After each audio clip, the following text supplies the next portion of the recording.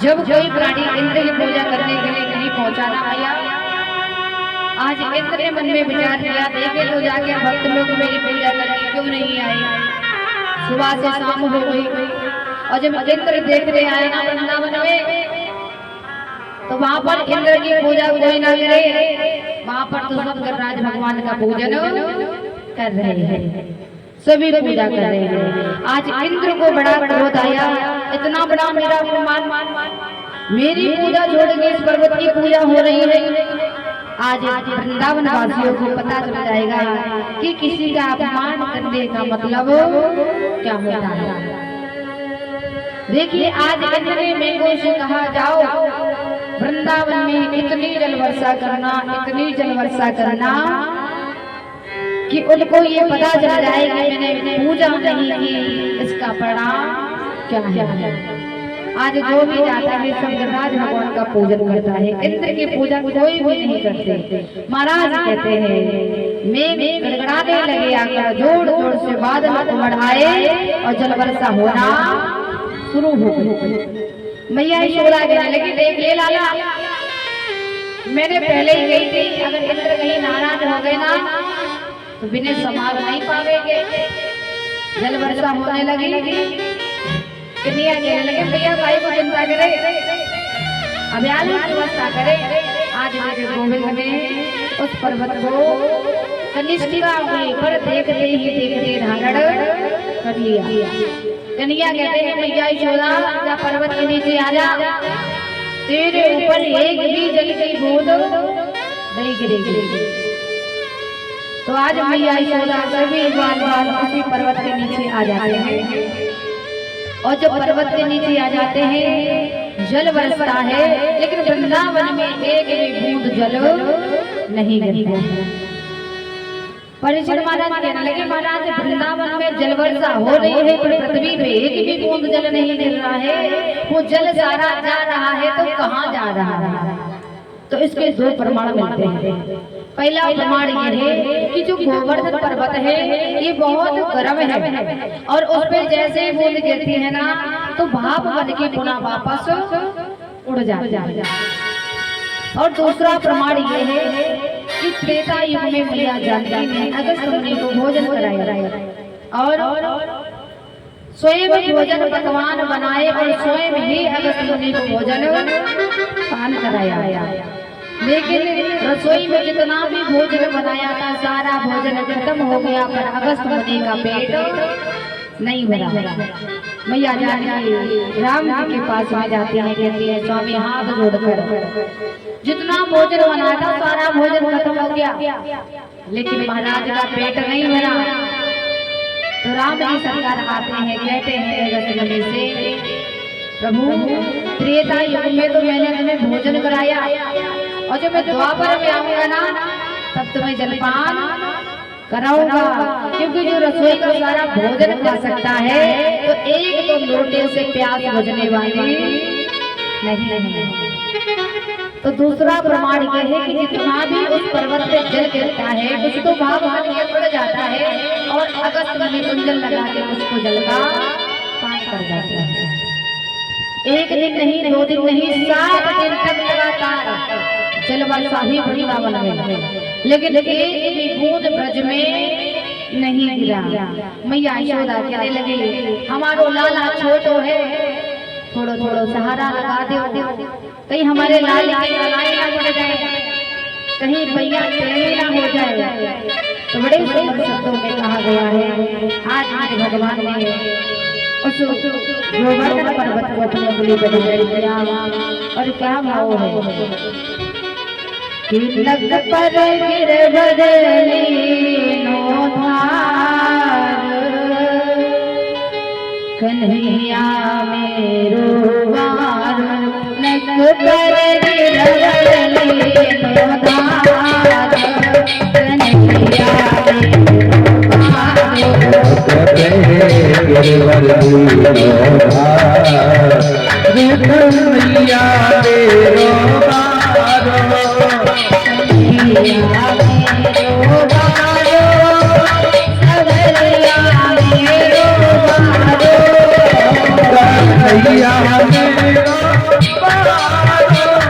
सबलिया मेरा बारो जब तेरे गिरा बदली रोबारो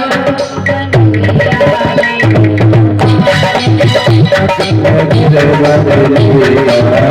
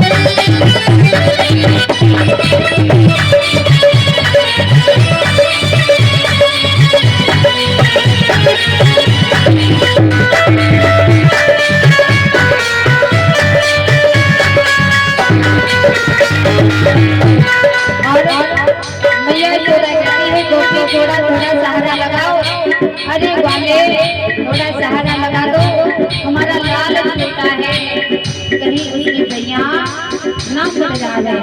क्या कहती है भैया यशोदा? मेरे लाल की लड़कैया देखो उड़ जावे भैया, लाल की लड़कैया उड़ जावे भैया, लाल की लड़कैया देखो उड़ जावे भैया, भैया कहीं मुड़ ना जाए बाकी भैया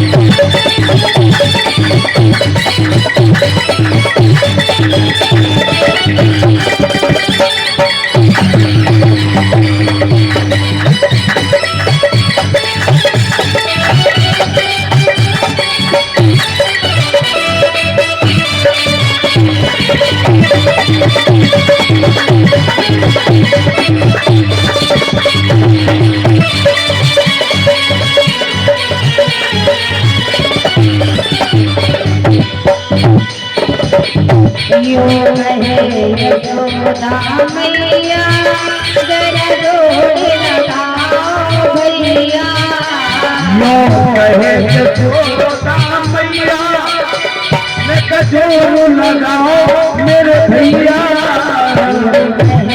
यशोदा मैया जरा जोड़ लगाओ भैया, यशोदा मैया कजोर लगा मेरे भैया,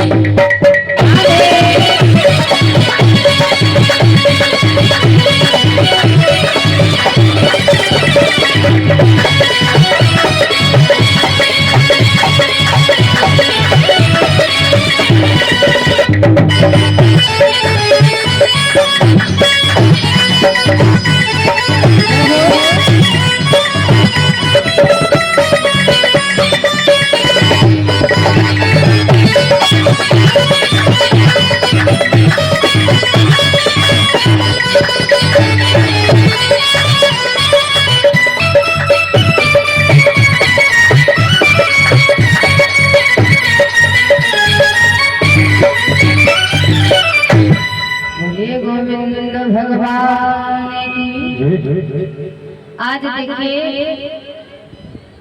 भगवान उस पर्वत को धारण किए 7 दिन हो गया, एक भी बूंद जो ब्रज में नहीं गिरी। इधर इंद्र तो बड़ा प्रसन्न हो रहा होगा, इंद्र मन में प्रसन्न हो रहा होगा ऐसे कि अब तो वृंदावन के जो वासी हैं उनकी हालत बिगड़ गई होगी, क्योंकि 7 दिन तक लगातार जल वर्षा हुई है। बड़ा प्रसन्न है, बड़ा खुश है। तो इधर देखिए इंद्र ने जब वृंदावन में आकर देखा तो मैया देखा वृंदावन में एक भी बूंद नहीं गिरी। सभी ब्रजवासी, सभी वृंदावन के नर नारी खेलने में मस्त हैं, अपने अपने कार्य में लगे हैं। आज तो इंद्र के मन में विचार आया, मुझे तो लगता है कि भगवान का अवतार हो गया है, मैं प्रभु को पहचान ना सका। आज मैंने किसके साथ में परीक्षा लेने के लिए जल वर्षा करते, मैं ही नहीं जान पाया कि भगवान का अवतार हो गया।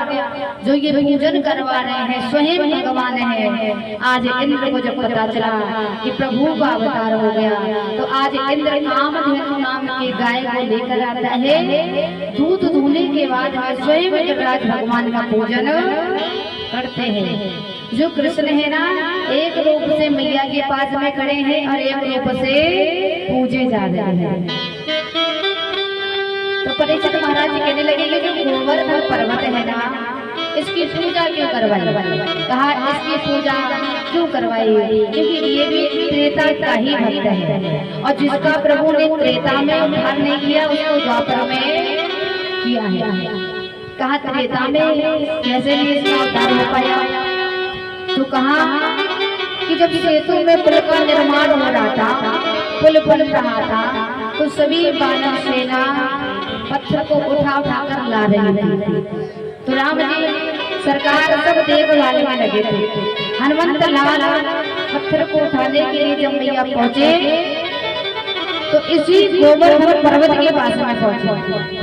तो इस गोवर्धन पर्वत ने कहा, देखिए हनुमान जी, यहाँ से मुझे जब उठाइए जब प्रभु के चरणों तक लेके चलिए। अगर आप हमें प्रभु के चरणों तक लेके नहीं जा सकते हो तो हमें आप यहाँ से उठाइए मत। हनुमान जी ने कहा, आप चिंता न करिए, आपको प्रभु के चरणों तक लेकर अवश्य ही चलूंगा।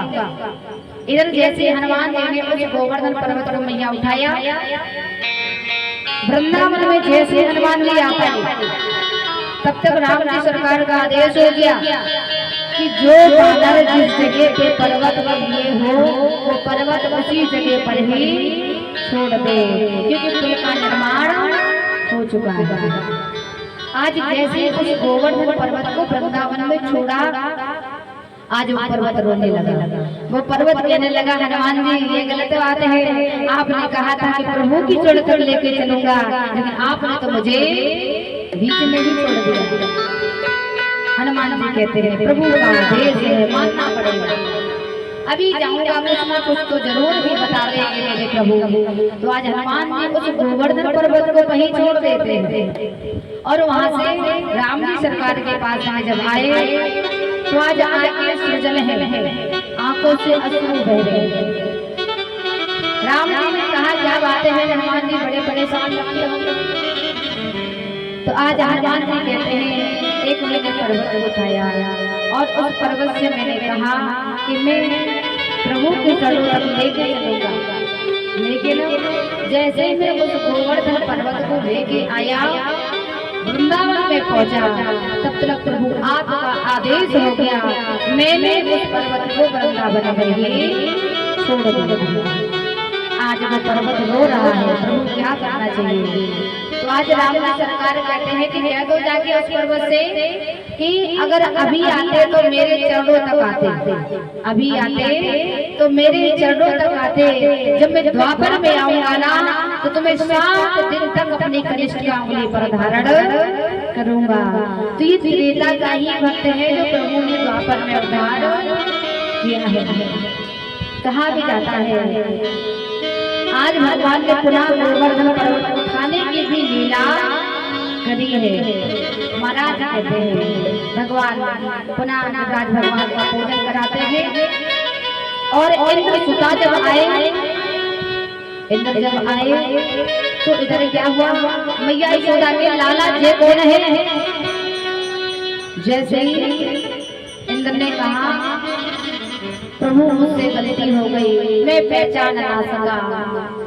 भगवान नेत्र को झपकाते हैं, मैया की जान दे कि मैं ही भगवान हूँ, तुझे अभी मंदिर में बिठा देगी।